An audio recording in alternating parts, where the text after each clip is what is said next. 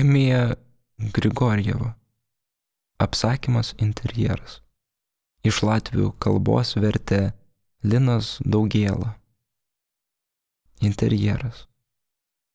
4 skirtingi kiaušinių indeliai, degtukų dėžutė, arbatinukas, 2 pipirų malūnėliai, druskinė, auginiai stiklainiuose.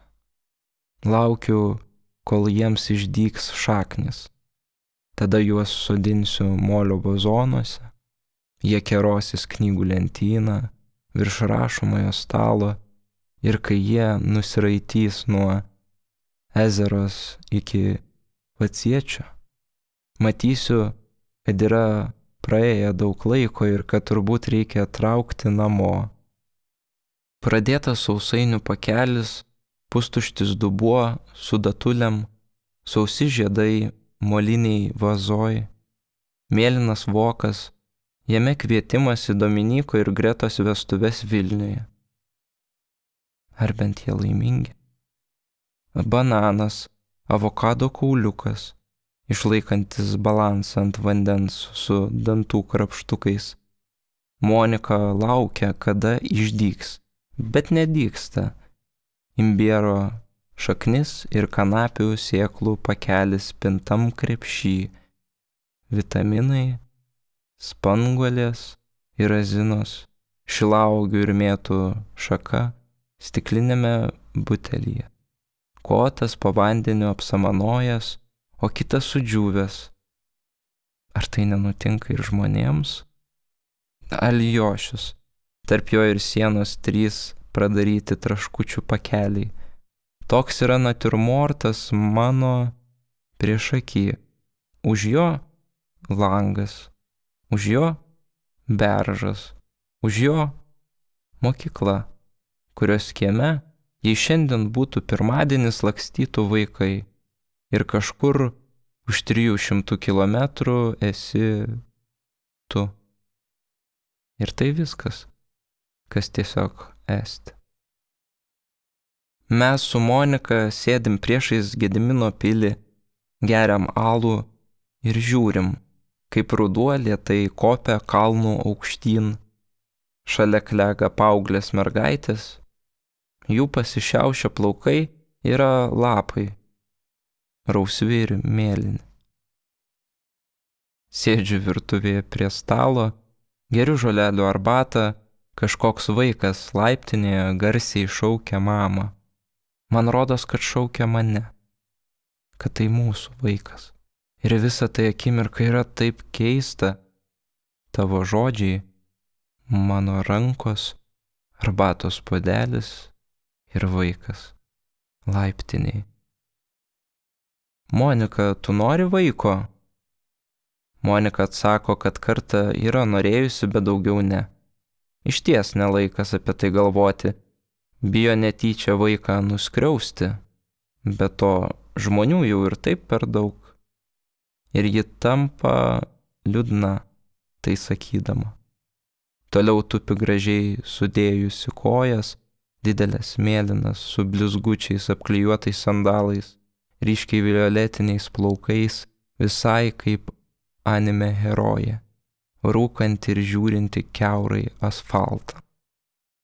Pamanau, kad būtent nuo šio žiūrėjimo jis ir suskeldėjęs. Išimu iš kuprinės knygą su tavo įrašu, žiūriu į tavo rašytas raides ir galvoju, ką pats jas braukdamas galvojai. Mums ilgai tylint ropoja vapsva pakyla ir įskrenda įsirenti.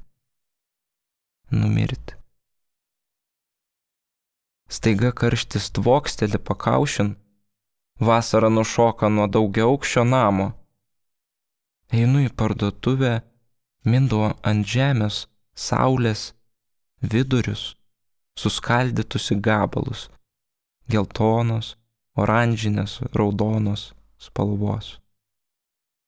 Monika stovi virtuvėje prie viryklės su ilgais baltais naktiniais, džemperiu ir raudonom vilnoniam kojinėm. Užsikėlęs koją ant kojos, nojus lupa virtą kiaušinį. Pusryčiams valgysim kiaušinius ir žuvų pirštelius, Nojus 2, aš 4. Monika šypsodamas įdeda keptuvėn mažus oranžinius stačiakampius. Pradeda čirkšti, burzgia gartraukis, butas pamažu prisipildo taukų kvapo. Ji su 2 šakutėm varto pirštelius spraksinčioje keptuvėje, tarsi dėliotų sudėtingą dėlionę. Čia Monika pavirsta rūku. Aš sėdžiu laiptinės kampe ir nesuprantu, kurios durys yra tavosios. Pro šalį eina žmonės ir nužiūrinėja, kažkas lipa žemyn. Ir aš su siaubu galvoju, atrodo kaip tavo tėvas. Jis mane pastebi, man rodos, jis mane atpažįsta.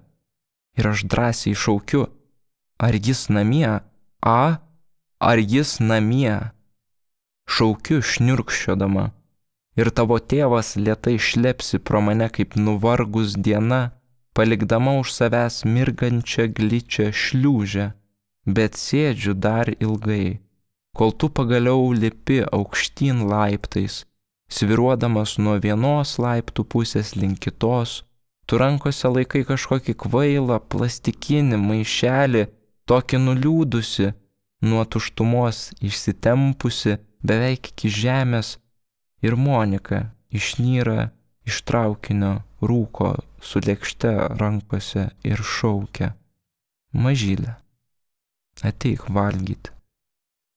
Šiandien sutikau tokį vaikiną, turinti labai baltus dantis, tokius pat, kaip balta lakuota palangė mano aukštajame kambaryje.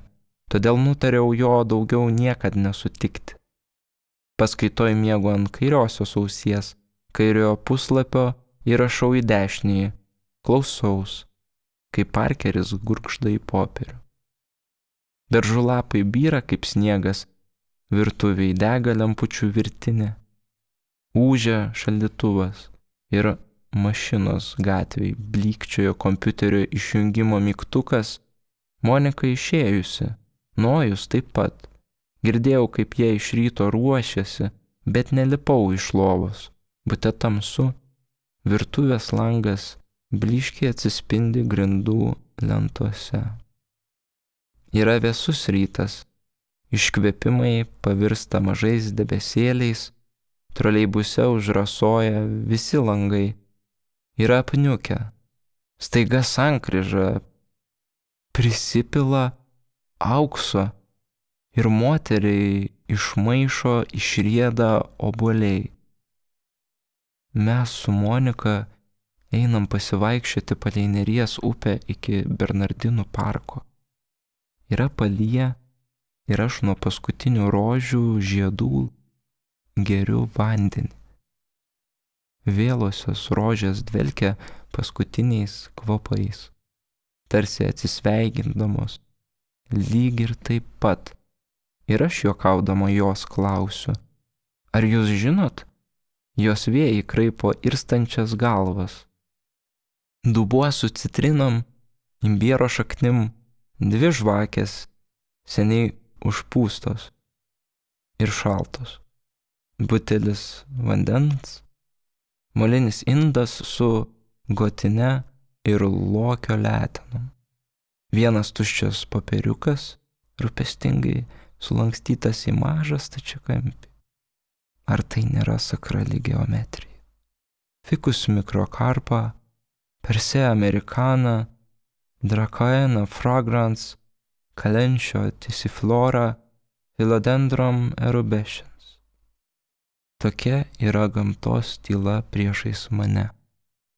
Už jos langas, už jo nesužydėjęs bijūnų krūmas, už jo liepos, kurios šakosis, kai bus kažkiek šilčiau.